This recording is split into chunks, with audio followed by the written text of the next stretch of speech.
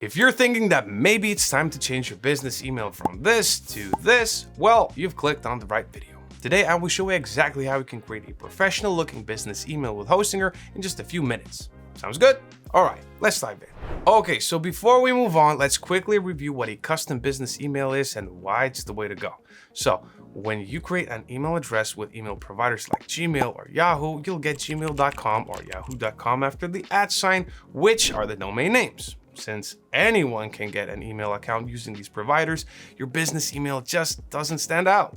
Meanwhile, a custom business email has your own domain name after the @ which you can think of yourself and register like david@realestate.com. Having your business domain name and your email address helps you reinforce your brand and make it look more trustworthy. With your own domain name, you can also create multiple email addresses, for example, info@realestate.com or support@realestate.com for different purposes.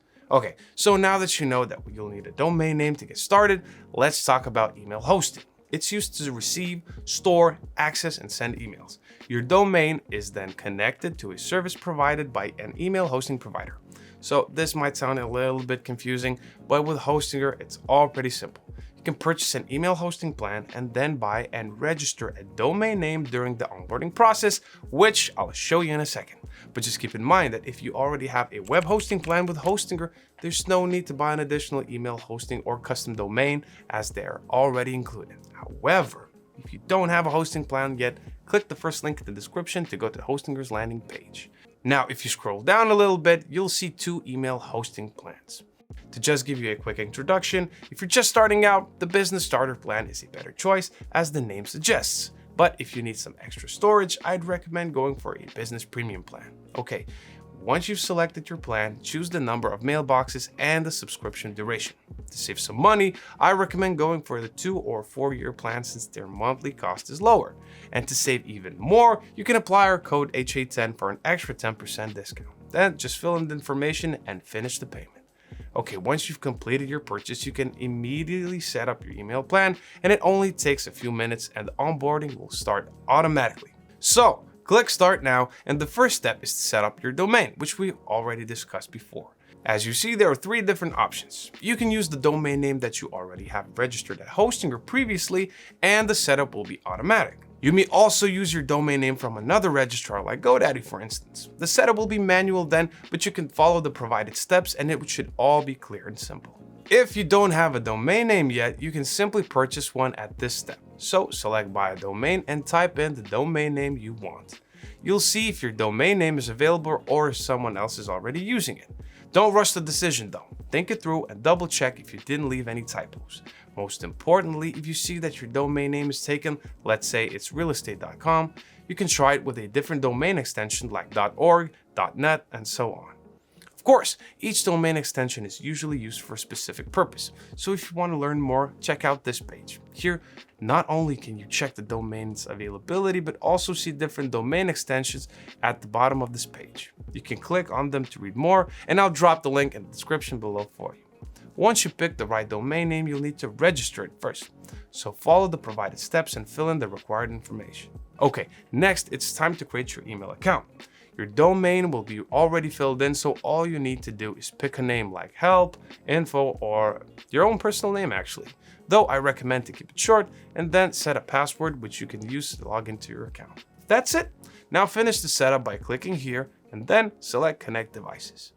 Good. First, let's take a look at our new email dashboard. So let's hit the webmail button right here, type in the password, and here it is. If the setup is successful, you'll see this welcome letter in your inbox. All right, so now that you have your business email ready to go, you're looking solid and professional. But we can do one more thing to take it to the next level.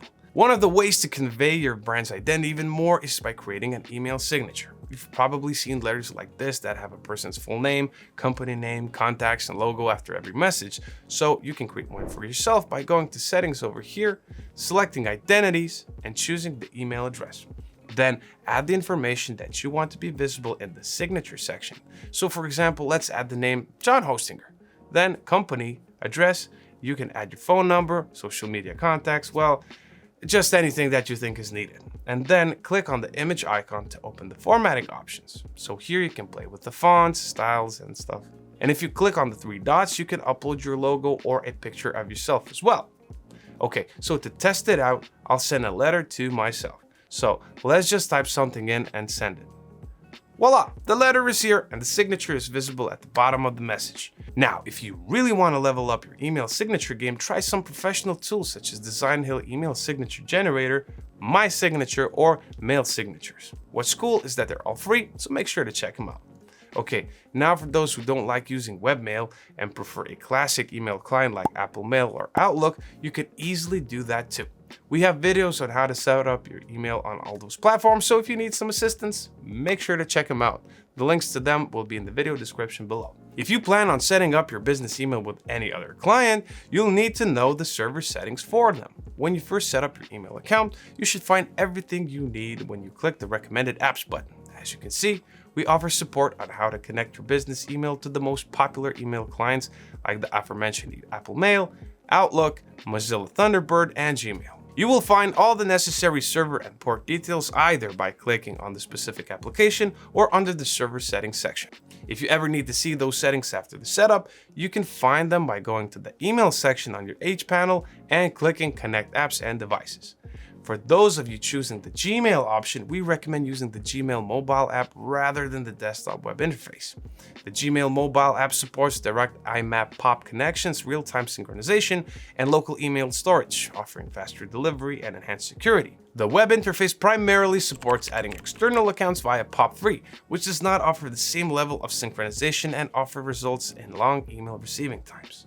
After setting up your email on other applications, make sure to test it out by sending messages to other accounts and even to yourself to confirm that you can both send and receive emails. Though, keep in mind that the domain name server record changes may take up to 24 hours to work properly, so if you cannot send an email right away, try to wait a little bit. Alright, your professional business email is now all set up. Please share your thoughts and questions in the comment section below the video, and if you found this video helpful, hit that like button and consider subscribing to our YouTube channel. We cover all sorts of topics such as website creation and making money online, so you'll definitely find something useful to learn. As always, thank you for watching, and I'll see you in the next video.